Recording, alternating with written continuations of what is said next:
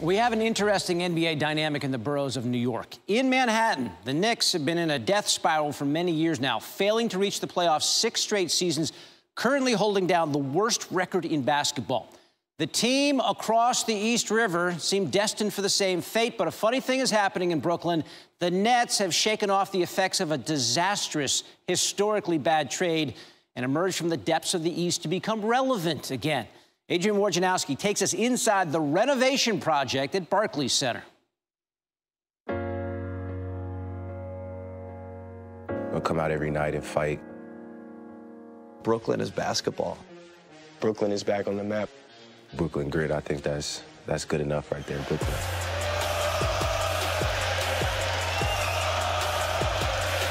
To understand the threshold approaching the Brooklyn Nets now, nearing a return to the Eastern Conference playoffs for the first time in 4 years, go back to draft night in 2013. In one of the most crippling trades in recent league history, Brooklyn surrendered 3 first-round picks and an additional pick swap with Boston for declining greats Kevin Garnett and Paul Pierce. The Celtics accelerated into championship contention, leveraging that deal into stars Kyrie Irving, Jason Tatum, and Jaylen Brown. What was? Star sheet or game? No, those are clips. In 2016, the Nets hired Sean Marks as general manager, luring him from the Spurs dynasty. His mandate was daunting: overhaul a broken organization. He started with a new coach, Kenny Atkinson, a longtime NBA assistant with a ferocious intensity and a penchant for player development. I think the biggest thing about this was the challenge, and that stood out to me. And challenge to do it in a great market like this. You know, can it be done? You know, I like to have that chip on my shoulder, like most of the people in here. They have something to prove. What was a standard that you wanted to set for the players from the very beginning? First of all, bringing in high character guys, and because we knew in the beginning it was going to be tough.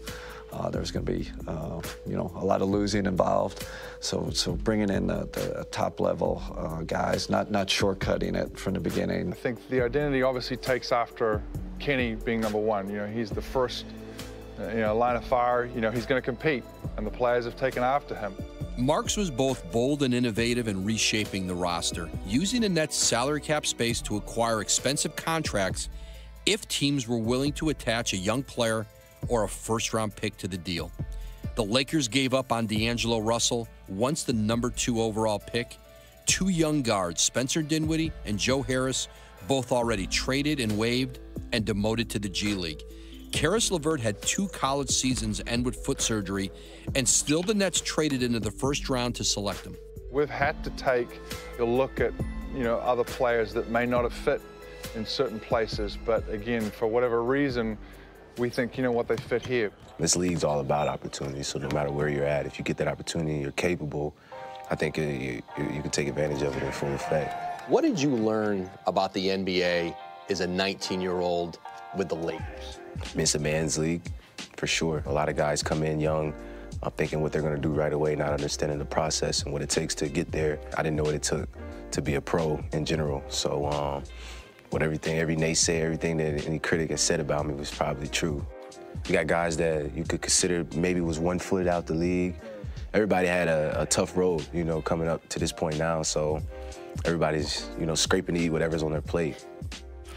Dashing down the floor, looking for help, and LeVert, oh my gosh. Caris LeVert is down with what looks to be gruesome right leg injury. It happened so fast, I was kind of in shock for a minute. When I looked down and saw my ankle, I thought I was done for at least a year. We went to the hospital, we got an x-ray. They were like, we don't think you broke your leg. We think it was just a dislocation. We think that you got really lucky, and you should be able to play again this season. Amid the LeVert injury, Brooklyn lost 8 straight games. The Nets called a players-only meeting with the team's veterans leading a brutally candid film session. The season soon turned, winning 9 of the next 10 games. To me, to be honest with you, I thought Caris was on the verge of being an all-star. I thought he was by far our best player at the time, and it was deflating. You got to really question yourself as a team.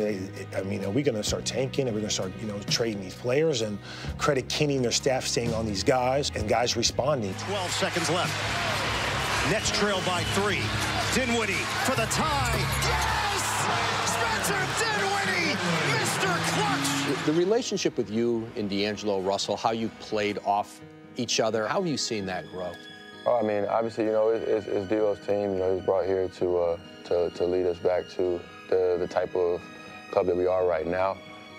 As the elder statesman of the group and the guy that comes off the bench, I just try to get in where I fit in, help the team out as I can. Those two guys really carried the team. You know, being point guards and being leaders on the floor, I feel like everybody else followed. What would it mean for this organization, given where it was not very long ago, to get back into the postseason? We're just scratching the surface, and but I do know this, Woj, like in this city, just being average isn't good enough. When you make a real mark in this city, you have to be really good.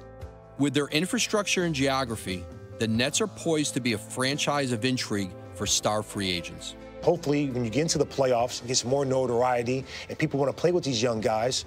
I think it's only a matter of time.